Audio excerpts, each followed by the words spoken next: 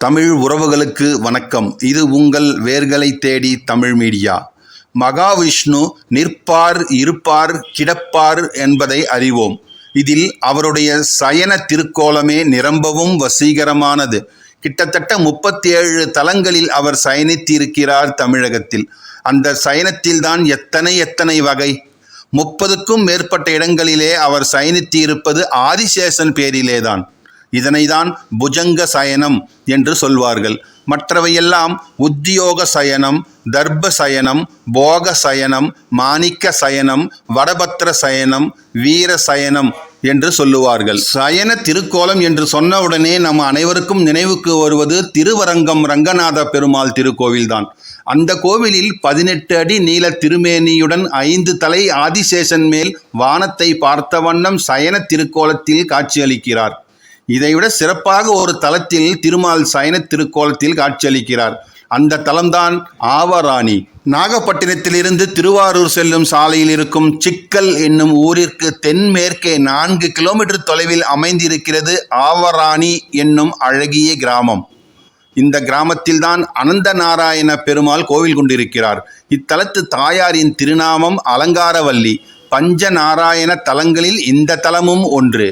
குறிப்பாக திருவரங்கத்து பெருமாள் 18 அடி நீள திருமேனி என்றால் ஆவராணி அனந்த நாராயண பெருமாள் 21 அடி நீள திருமேனி. திருவரங்கத்தில் 5 தலை ஆதிசேஷன் மீது சயனித்திருக்கிறார் பெருமாள் என்றால், இந்த ஆவராணி திருத்தலத்தில் 7 தலைகள் கொண்ட ஆதிசேஷன் மீது சயனித்திருக்கிறார். அதாவது ஆவராணி திருக்கோவிலின் கருவறையில் மூலவரான அனந்த நாராயண பெருமாள் தென் திசை முடியை வைத்து வடதிசை பாதம் நீட்டி இருக்கிறார். 21 அடி நீளத்தில் 7 தலைகள் கொண்ட ஆதிசேஷன் மீது பக்தர்களை பார்த்த வண்ணம் சயனம் கொண்டுள்ளார். இது போன்ற ஒரு காட்சியை இங்கு மட்டுமே தரிசிக்க முடியும். வேறு எந்த தலத்திலும் நம்மால் காண முடியாது. சயன திருக்கோலத்தில் இருக்கும் அனந்த நாராயண பெருமாள் தன்னுடைய ஒரு கையால் தன்னுடைய தலையை தாங்குகிறார். பெருமானுடைய மற்றொரு கை முழங்கால் வரை நீண்டு கிடக்கிறது.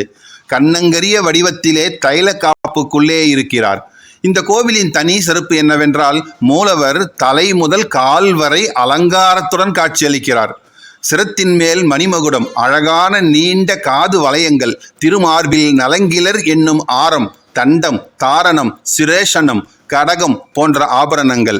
மேலும் மார்பின் குறுக்கே கவசம், இடுப்பில் உத்தரியம், உடல் முழுவதும் யஜ்னோப விதம் அவரது காலில் தண்டை, கொலுசு எல்லாம் அணிந்து காட்சியளிக்கிறார். அவரது கைகளில் விரல்களிலும் கால்களின் விரல்களிலும் கூட ஒவ்வொரு மோதிரம் அணிந்திருக்கிறார். இப்படி இத்தலத்து பெருமாளின் திருமேனி முழுவதும் ஆபரணங்களை தரித்து இருப்பதால் இவருக்கு ஆபரணதாரி என்கிற பெயரும் வந்திருக்கிறது. அதுவே இந்த ஊரின் பெயராகி பின்னர் ஆவராணி என்று மருவியதாக சொல்லப்படுகிறது. இந்த தலத்திற்கு வந்து அனந்த நாராயண பெருமாளை தரிசித்தால் அனைத்து தோஷங்களும் நீங்க பெறும் என்பது ஐதீகம். இந்த ஆலயம் சுமார் 17,010 சதுர அடியில் அமைந்திருக்கிறது. அலங்காரவல்லி தாயார் தனி சன்னதியில் அருள்பாலிக்கிறார். இங்கு தலைவாயிலை கடந்து கோவிலுக்குள் சென்றால் மகா மண்டபத்திற்கு செல்லும் முன்புறம் கருடனை காண முடிகிறது. அர்த்த மண்டபத்தின் வலதுபுறம் ஆஞ்சநேயர் பிரதிஷ்டை செய்யப்பட்டுள்ளார். மகா மண்டபத்தையும் அர்த்த மண்டபத்தையும் தாண்டி உள்ள கர்ப்ப கிரகத்தில் மூலவரான ஸ்ரீ அனந்த நாராயண பெருமாள் துயில் கொள்ளும் மூர்த்தியாக அருள் புரிகிறார். சயன கோலத்தில் இருக்கும் பெருமாளுடைய நாபி கமலத்திலிருந்து பிரம்மா எழுந்தருளி இருக்கிறார். ஸ்ரீதேவி பூதேவி சமேதராக திகழும் பெருமாளை பிருகு முனிவர், மட்டாரர் என்ற வேத வியாசர் ஆகியோர் பெருமாளின் தலைப்பகுதியிலும் கால் பகுதியிலும் அமர்ந்து சேவிக்கிறார்கள். இங்குள்ள அனந்த புஷ்கரணி தீர்த்தத்தில் நீராடி அச்சுதா, ஆனந்தா, கோவிந்தா என்று மும்முறை ஜபித்தால் சகல நன்மைகளும் கிடைக்கும். இந்த கோவிலில் 11 கல்வெட்டுகள் உள்ளன. அவற்றுள் 9 சோழர் காலத்தை சார்ந்தவை. பாண்டியர் கால கல்வெட்டு ஒன்று, விஜயநகர மன்னர் காலத்து கல்வெட்டு ஒன்று எல்லாம் இங்கு காணப்படுகிறது. 2ஆம் ராஜராஜ சோழனின் கல்வெட்டு இந்த ஊரை திரு ஆபரணதாரி சதுர்வேதி மங்கலம் என்று அழைக்கிறது. 300 ஆண்டுகளுக்கு பிறகு விஜயநகர மன்னர் திவ்ய தேச மகாகாரியின் கல்வெட்டு இந்த ஊரை ஆபரணதாரி ஆன உத்தானந்தபுரம் என்று குறிப்பிடுகிறது. இந்த ஊர் பெருமாள் கோவிலை ஆபரணதாரியான உத்தரானந்தபுர பெருமாள், பள்ளி கொண்ட பெருமாள் என்றெல்லாம் கல்வெட்டுக்கள் மூலம் குறிப்பிடப்பட்டிருக்கிறது. 12 ஆழ்வார்களுள் ஒருவரான திருமங்கை மன்னன் அவர்கள் மங்களாசாசனம் செய்த முதல் திருக்கோவில் இந்த ஆபரணதாரி அனந்த நாராயணன் திருக்கோவில்தான் என்று சொல்லப்படுகிறது. திருமண தடை இருப்பவர்களும், வேலைவாய்ப்புக்கு முயற்சிப்பவர்களும், குழந்தை பேறு வேண்டுபவர்களும், கல்வி வேள்விகளில் சிறந்து விளங்க முயற்சிப்பவர்களும் இத்தலத்திற்கு வந்து பெருமாளை வேண்டிக் கொண்டு கூடிய விரைவில் பயனடைகிறார்கள். நாகப்பட்டினத்திலிருந்து திருவாரூர் செல்லும் சாலையில் அமைந்திருக்கும் சிக்கல் என்னும் தலம் வரை நாகப்பட்டினத்திலிருந்தோ அல்லது திருவாரூரில் இருந்தோ பேருந்து மூலமாக வந்தடையலாம்.